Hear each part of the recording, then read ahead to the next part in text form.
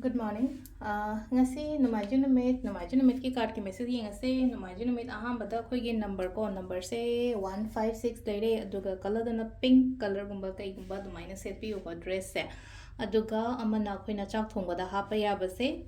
chini angang bagumba kai gumba dumaina happy be ya ko haidi khoi ge numaju numit ki oina haraga dia ado khoi nungti gi lothok ko dumaina ko haidi card se ahum katang lothok charge ko card number 1 consider card number 2 consider natraga card number 3 consider ko ama khalase ko aduga adui matung da timing afaba mu yeng ase ko ngasi gi wena timing afaba ka ke leke habado adu masu yeng minarase ko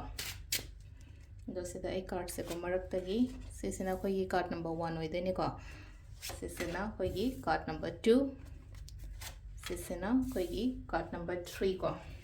do hamba card number 1 khan ba ngai yeng ase ko card number 1 khan ba ngai se kari ngasi se thaba katang chin ba yai ko thaba chin ba haraga di loina ma imung gi oiro natraga haidi mapan gi oiro haidi karbar tawba natraga ai personal and professional life hai tare ko ani mak loina ma hai tare yamna engage oiraga leiba gi type to tawbo do maka maru su loina oiba khak tawdori ba thabak mayam se important su loina oiba do haidi katang chin ba khotpa admai tawraga lei ko loina ma important oiba nga ta oina oiba do ngasi se hai tare ko aduna aduga thabaksu chingani athu gumba jo keno to gani ko adon haidi mind je katang leino ko katang kangaung raga dumai taraga leibodo makha haidi ko loina ma ken to ek mai to ga ge khot ga ge habi dumai taro ko adu do phajana hai tara ko haidi balance tawraga tawbiyo on hai ko silai je ko hambagi number 1 khan bangi yona haraga di ko number 2 gi oina silai ko challenges competitions kumba kai gumba admaina mayam ama la ko do mo yengjan ba kalakpa khotpa aduduna side ama oigre ko aduna tabida amuk leina ko hari mayam ama keno to bo khopo ina sulai ko silai se angka hari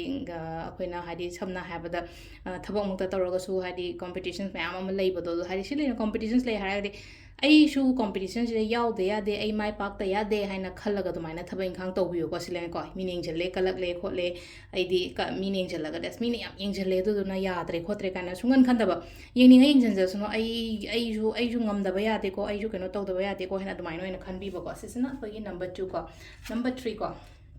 number 3 sina ketang negative ore ko silai se ko negativity मैम अमा हाइदि surrounding energies याम negative ओइबो ओइना ओइको ngasi se हाइदि मैम changna yingchanba kalakpa kotpa adumbagi type ta to lai ko sisina khoi gi card ki message le ko timings le ki pung 3 ka minute 13 daina 13 ga minute 32 phang le ko